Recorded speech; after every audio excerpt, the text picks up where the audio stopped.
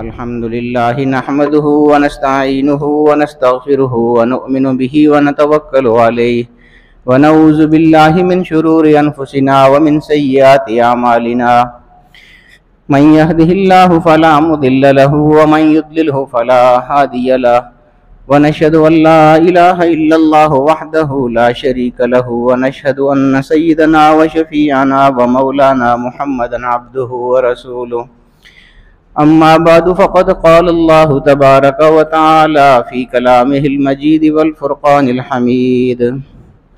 अऊज़ु बिल्लाहि मिनश शैतानिर रजीम बिस्मिल्लाहिर रहमानिर रहीम।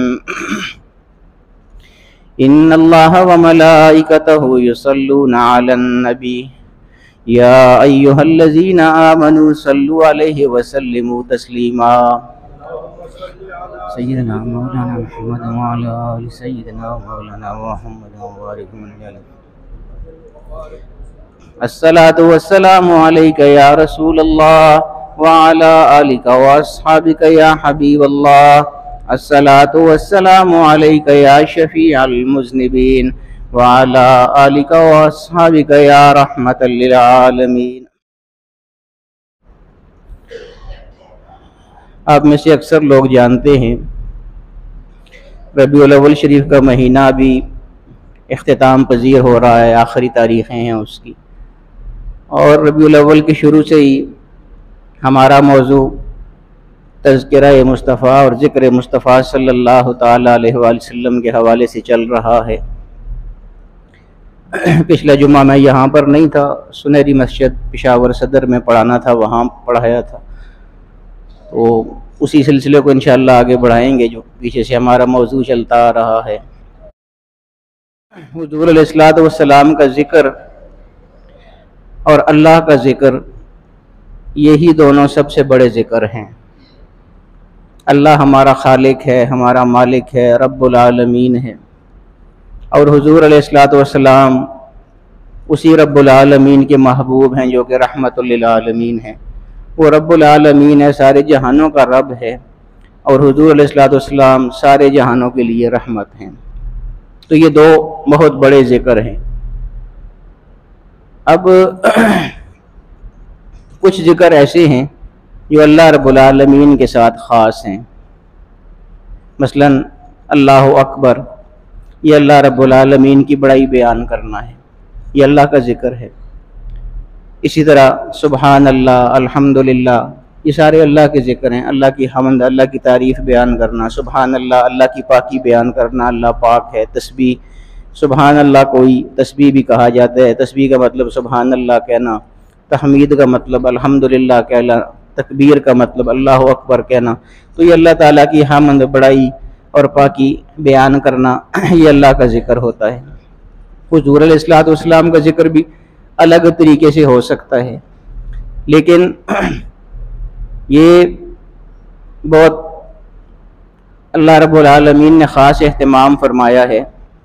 और क्या क्या अजीब उलमा हिकमतें बयान फरमाते हैं, क्या क्या अजीब इन चीज़ों में निकात होते हैं। ये आप समझ लेंगे, ये लफ्ज़ निकात होता है, यानी नुक्ता की जमा जो होता है उसको निकात कहते हैं। अक्सर मैं देखता हूँ तकरीर वाले खुतबा हज़रात भी नुकात कहते रहते हैं। वो नुकात, नुक्ता जो होता है ना, कुरान का नुक्ता, किसी लफ्ज़ पे जो नुक्ता पड़ा हुआ होता है उसकी जमा नुकात होती है। एक होता है नुक्ता कश वाले काफ के साथ, यानी कोई पॉइंट, नुक्ता पॉइंट के माने में जो इस्तेमाल होता है, इसकी जमा नुकात नहीं होती बल्कि निकात होती है। तो अक्सर लोग इसको भी नुकात ही पढ़ते रहते हैं। बहरहाल अल्लाह पाक ने अजीब अजीब अंदाज इख्तियार फरमाए हैं अपने ज़िक्र के और हुज़ूर अलैहिस्सलातु वस्सलाम के ज़िक्र के। तो उलमा फरमाते हैं कि कुछ ज़िक्र तो ऐसे हैं कि जो अल्लाह रब्बुल आलमीन के साथ ख़ास हैं, जैसे मैंने आपको बताया सुबहान अल्लाह, अल्हम्दुलिल्लाह वगैरह। और कुछ ऐसे हैं जो हुज़ूर अलैहिस्सलातु वस्सलाम के साथ ख़ास हैं। लेकिन दरूद शरीफ ये ऐसा ज़िक्र है कि इसमें अल्लाह पाक ने दोनों को जमा कर दिया है। ये दरूद शरीफ की अजीब शान देखिए आप, यानी सुबहान अल्लाह जब हम कहते हैं कि अल्लाह पाक है, तो उसमें अल्लाह रब्बुल आलमीन की तो तारीफ़ हो रही है, अल्लाह का जिक्र तो हो रहा है, लेकिन हुजूर का जिक्र नहीं हो रहा। लेकिन जब हम दुरूद पढ़ते हैं तो उसमें हुजूर का जिक्र भी होगा और अल्लाह का जिक्र भी होगा। उसकी वजह यह है कि जब हम आगाज ही करेंगे दरूद का तो अल्लाहुम्मा कहेंगे कि ए अल्लाह, अल्लाह का भी जिक्र आ गया और फिर आगे हुजूर पर दरूद भेजना है तो हुजूर का जिक्र भी आ गया। तो ये दोनों चीजें एक ही चीज में अल्लाह पाक ने शामिल फरमा दी, अल्लाह का जिक्र भी और रसूल का जिक्र भी। फसब्बिह बिहम्द रब्बिका, आप अपने रब की तस्बीह कीजिए। कुरान करीम में अल्लाह पाक हुजूर अलैहिस्सलाम से फरमाता है फसब्बिह बिहम्द रब्बिका, अपने रब की हम्द बयान कीजिए, तारीफ कीजिए, तस्बीह कीजिए। इसी तरह व रब्बका फकब्बिर, अपने रब की बड़ाई बयान कीजिए। ये रब की बड़ाई बयान कीजिए हुजूर अलैहिस्सलाम की को भी हुक्म है और हम सबको भी हुक्म है। तो अल्लाह रब्बुल आलमीन ने हुजूर अलैहिस्सलाम को ये हुक्म फरमाया है। और दूसरी बात यह है कि अल्लाह रब्बुल आलमीन ने हमको भी हुक्म दिया है कि हुजूर अलैहिस्सलाम पर दरूद भेजना है। आप लोगों ने तमाम अहले ईमान को हुक्म है, या अय्युहल्लज़ीना आमनू सल्लु अलैहि वसल्लिमू तस्लीमा, जो आयत मैंने अभी आपके सामने पढ़ी है। तो उलमा फरमाते हैं कि अगर अल्लाह पाक ने यही हुक्म देना था कि हुजूर पर ईमान वाले दरूद पढ़ें या रहमतें भेजें, तो उसके लिए तो इतना काफ़ी था कि या अय्युहल्लज़ीना आमनू सल्लु अलैहि वसल्लिमू तस्लीमा, ईमान वालों उन पर दरूद भी भेजो और सलाम भी भेजो। अल्लाह ताला ने इस आयत में क्या ख़ास एहतमाम फरमाया है कि बाकी सारी चीज़ें व रब्बका फकब्बिर फसब्बिह बिहम्दि रब्बिक, जो हुजूर को अहकाम अल्लाह पाक की जानिब से आए हैं, उनमें अल्लाह रब्बुल आलमीन ने किसी चीज़ के लिए भी अपना तज़किरा साथ नहीं फरमाया है। यानी वो हुजूर ने तस्बीह करनी है, हम लोगों ने करनी है, अल्लाह ने तस्बीह नहीं करनी है, अल्लाह ने तकबीर नहीं कहनी है, अल्लाह ने तहमीद नहीं कहनी है। लेकिन जब हुजूर अलैहिस्सलाम पर रहमत की बारी आई तो सिर्फ ये हुक्म नहीं दिया कि उन पर दरूद भेजना है, बल्कि उससे पहले ये बताया कि इसलिए भेजना है कि मैं भी भेज रहा हूँ और मेरे सारे मलाइका भी उन पर दरूद भेज रहे हैं, लिहाजा ईमान वालों तुमने भी उन पर दरूद भेजना।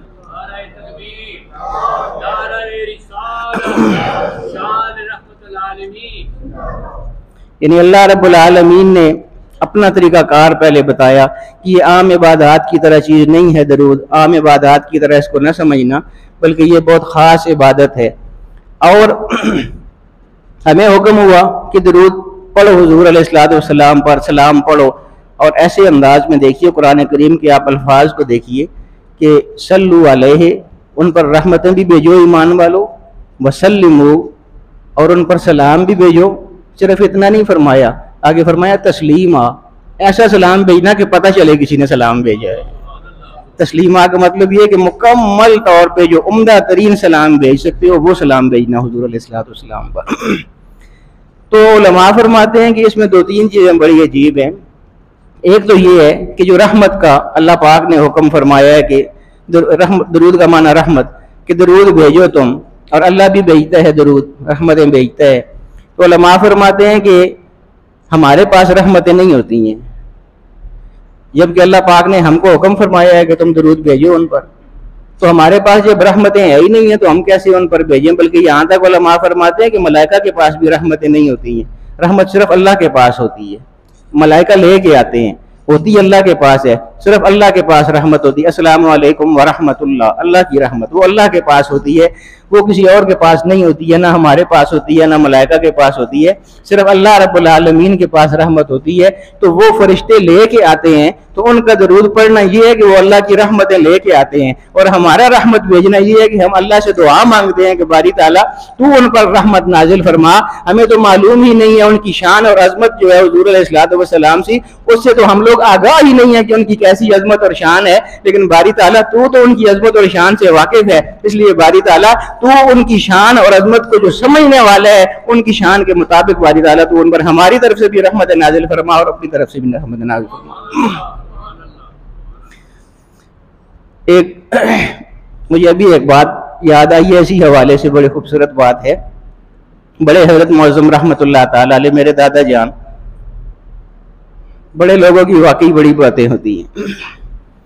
हम लोग जो कुर्बानी करते हैं खानकाह शरीफ में, तो उसके हमारे घर के साथ हिस्से होते हैं, बड़ा जानवर को खरीदते हैं।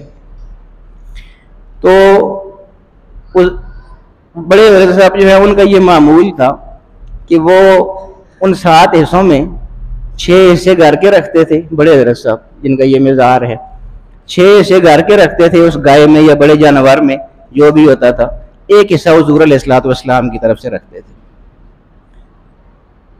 मेरे वालिद साहब मौजूदा हजरत साहब जो हैं ये फरमाते हैं कि एक दफ़ा मैंने उनसे अर्ज़ की कि जी ये हुज़ूर अलैहिस्सलाम का मकाम और मर्तबा तो बहुत ज़्यादा है, तो हम अपने वाले जानवर में उनकी क्यों शामिल कर लेते हैं? उनके लिए तो अलग एक खूबसूरत दुम्बा हमको खरीदना चाहिए, ख़ास एहतमाम होना चाहिए। हुज़ूर अलैहिस्सलाम ये अपने साथ ऐसे हम घर के कर लिया करें और उनके लिए एक अलग से दुम्बा अच्छा खासा तगड़ा ताज़ा लेके तो वो हुज़ूर अलैहिस्सलाम के लिए हम कुर्बानी किया करें। तो ये मौजूदा हज़रत साहब फरमाते हैं कि बड़े हज़रत साहब ने फरमाया कि ठीक है, अगर तुम्हारी ख्वाहिश है तो आइंदा इस तरह किया करेंगे। वो हज़रत साहब फरमाते हैं कि आइंदा साल ऐसे ही किया, हमने अपने साथ ऐसे घर के पूरे कर लिए बड़े जानवर में और हुज़ूर अलैहिस्सलाम के लिए अलग दुम्बा खरीद लिया, कुर्बानी हो गई। हज़रत साहब फरमाते हैं कि मुझे बाद में बड़े हज़रत साहब ने कहा कि मैं ना दुम्बा ते कर छड़िया हुज़ूर अलैहिस्सलाम वास्ते अलग, पर एक जो पता लग सी ये असन अपनी कुर्बानी कबूल हुई है या नहीं हुई। वो तो असन हिस्से बड़े हमारा जो 7 हिस्सों वाला जानवर होता था उसमें जब हुजूर का हिस्सा होता था तो हमारी कबूल ना भी होती, लेकिन उस हुजूर के हिस्से से तो उसने कबूल होना था ना, तो साथ हमारी भी कबूल हो जाती है। तो अब हुजूर का तो अलग कर दिया, तो पता नहीं हमारी कबूल हुई होगी कि नहीं हुई हो। तो मैं वो मुझे ये बात इसलिए याद आ गई कि ये उलमा फरमाते हैं कि हमारी रहमतें जो हैं वो कोई पता नहीं है कि काबिल कबूल है या नहीं है, हमारी इबादतों का कोई पता नहीं है काबिल कबूल है कि नहीं। हम जो नमाजें पढ़ते हैं, जो हज करते हैं, उनका पता नहीं है कि वो कबूल भी होती हैं बारगाह में कि नहीं। तो उलमा फरमाते हैं कि हम जो अपनी रहमतें भेजते हैं तो हमारी रहमतें कोई पता नहीं है कि कबूल होंगी या नहीं, लेकिन ये तो पता है ना कि अल्लाह भी रहमतें भेज रहा है और मलाइका भी भेज रहे हैं। तो हमारी जैसी भी रहमतें हैं कमजोर सी, अल्लाह की रहमतों में जब लिपट के जाएंगे तो हमारी रहमतें भी हुजूर अलैहिस्सलाम तक पहुंच जाएंगे। नारे तकबीर, नारे रिसालत, किबला हजरत साहिब।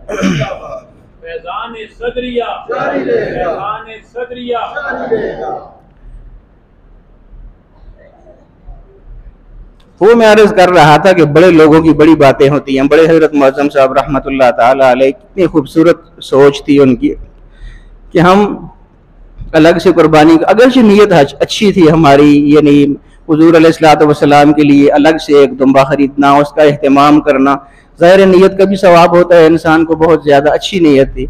लेकिन बड़े हज़रत मुअज्जम साहब की सोच रहमतुल्लाह ताला अलैह, उनकी अपनी सोच थी कि क्या पता इस तरह हमारी कुर्बानी का क्या बनेगा। लिहाजा फिर वो हज़रत साहब फरमाते हैं कि दोबारा से बड़े हज़रत साहब ने वही मामूल कर दिया था कि अपना जो 7 हिस्से जो होते थे कुर्बानी के, उसी में हज़रत हुज़ूर अलैहिस्सलाम का हिस्सा भी रखते थे, ताकि उनके हिस्से के वसीले से हमारे जो 6 हिस्से हैं वो भी अल्लाह पाक अपनी बारगाह में कबूल फरमा ले। खूबसूरत बड़े लोगों की बड़ी बातें होती हैं। और फिर हुज़ूर अलैहिस्सलाम पर जो दरूद भेजना है दोस्तों, ये मैं आपको बताऊं, हुज़ूर अलैहिस्सलाम की अहादीस को आप देखिए, सीरत की किताबों को आप देखिए। मैं अक्सर बल्कि आपको बताता ही रहता हूँ कि हमारे दरूद या रहमत भेजने से हुज़ूर के दर्जात कोई नहीं बुलंद हो जाते। उनके दर्जात तो वैसे ही बहुत बुलंद हैं जो अल्लाह रब्बुल आलमीन ने उनको अता फरमाए हैं। और वैसे भी हम दरूद ना भी भेजें तो अल्लाह तो भेज ही रहा है ना, मलाइका तो भेज ही रहे हैं और भेजते रहेंगे हमेशा।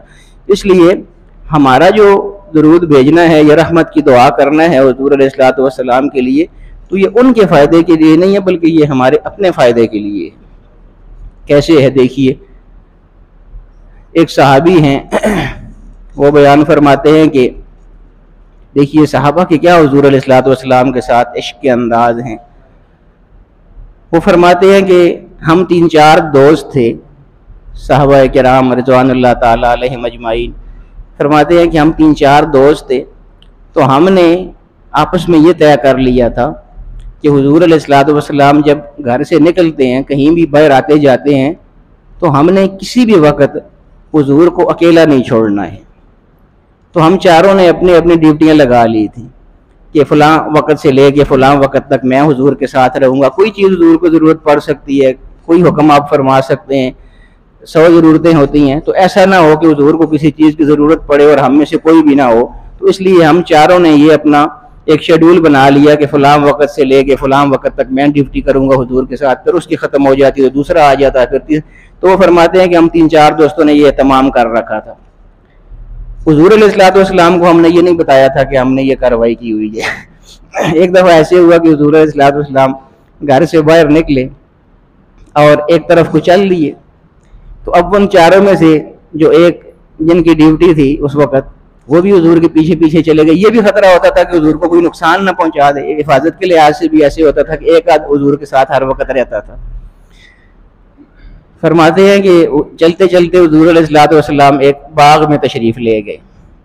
ये मैं आपको बता रहा था ना कि जो दुरूद भेजते हैं तो इस चीज़ को छोड़ें कि उनको कोई फ़ायदा होता है या नहीं, हमको कितना फ़ायदा होता है। ये देखिए, अब ये सहाबा किराम के वाक़यात हैं।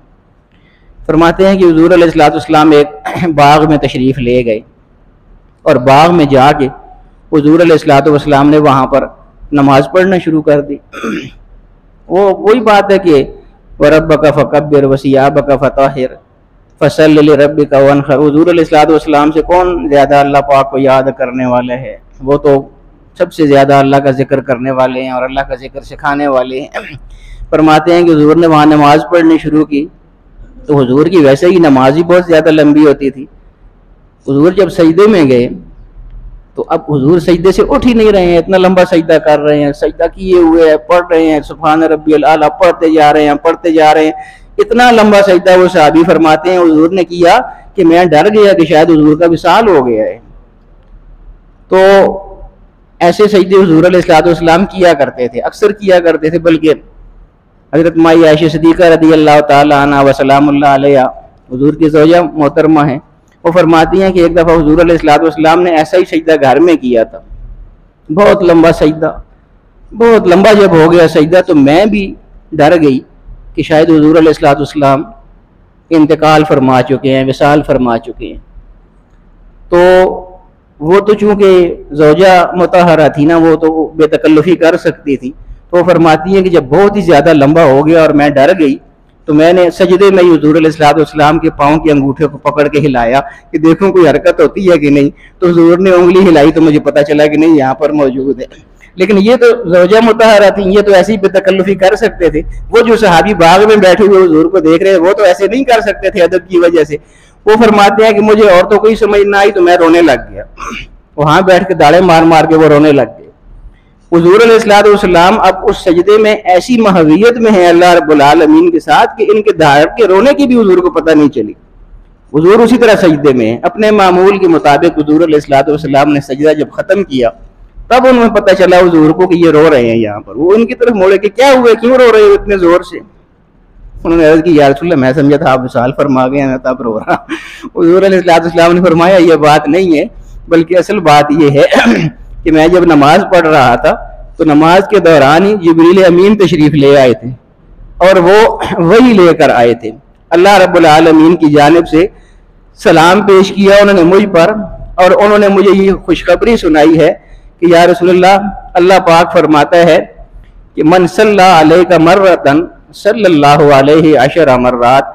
या रसूलल्लाह, आपका जो उम्मती आप पर एक मरतबा दरूद भेजेगा, अल्लाह रब्बुल आलमीन उस पर 10 रहमतें भेजेगा। सिर्फ 10 रहमतें ही नहीं भेजेगा बल्कि उसके 10 दर्जात को भी बुलंद फरमाएगा, उसके 10 गलतियों से भी गुनाहों से भी दरगुजर फरमाएगा। और सबसे बड़ी बात जो उस हदीस में है वो ये है, उस जमाने में सबसे कीमती चीज गुलाम आजाद करना होता था। तो उन्होंने फरमाया कि या रसूल अल्लाह रब्बुल आलमीन ने यह भी फरमाया है कि 10 दर्जात भी बुलंद करूंगा, 10 नेकियां भी अता करूंगा, 10 गुनाह भी मिटाऊंगा उस बंदे के जो एक दफा दरूद भेजेगा। और या रसूल अल्लाह पाक ने यह भी फरमाया है कि जो एक दफा दरूद भेजेगा साथ साथ उसे 10 गुलाम आजाद करने का सवाब भी मैं अता फरमा दूंगा।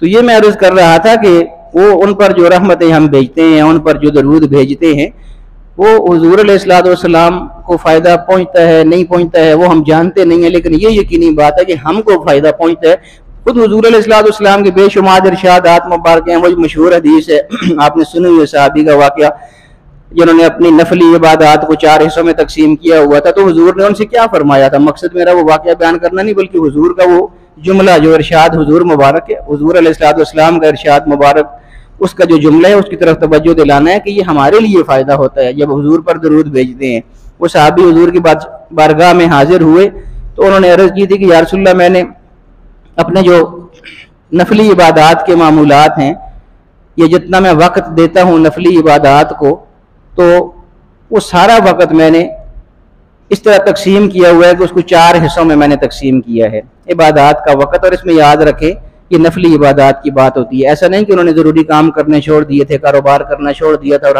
हर वक्त हुजूर पर दरूद ही भेजते रहते थे, ना कोई नमाज पढ़, ये बात नहीं।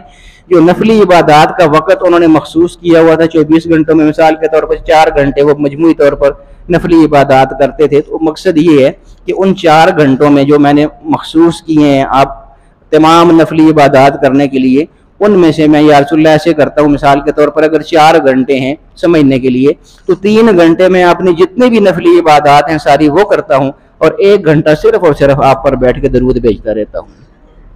तो हुजूर अलैहिस्सलाम बहुत खुश हुए थे। लेकिन हुजूर ने फरमाया क्या था? फरमाया था कि बहुत अच्छी बात है, 4 घंटों में से ये जितना भी वो वक्त है, चौथाई हिस्सा, वो तुम मुझ पर दरूद भेजते रहते हो। लेकिन फरमाया इन ज़िद्ता फहुवा खैरुल लक, दरूद की मिकदार अगर बढ़ा दो तो ये नहीं फरमाया मेरे लिए अच्छा होगा, फरमाया तुम्हारे लिए ज़्यादा अच्छा हो जाएगा।